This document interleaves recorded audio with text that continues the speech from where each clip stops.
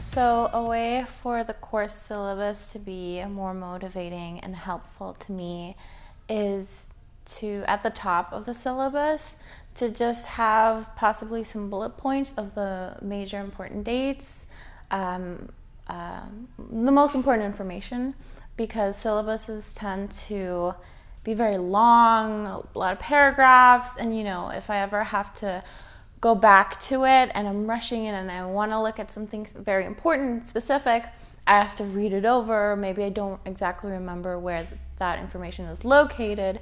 So if it was maybe at the top or highlighted, it would make things easier. Yes. Additionally, the syllabus should be more of a guide for student learning rather than a policy guide. I feel like students, both undergrad and grad students, we are all adults, and we should by now know how to behave, and there should be another place where we can go to read all the policies and behavior.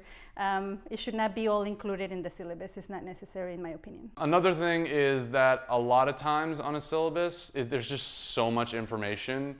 It's just a lot of reading that I don't even bother with it. I just skip right to like due dates and required readings and the rest of like the very sparse stuff.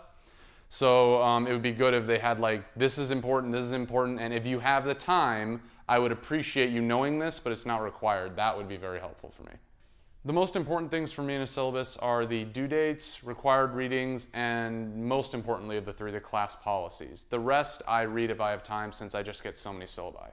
The syllabus would be more accessible if the class information like schedule and grade information was separated from the policy information like Title IX and plagiarism documents. One way to make the course syllabus more welcoming is to highlight, bold, italicize any key bits of points and phrases that you think as an educator is the most important for students to understand.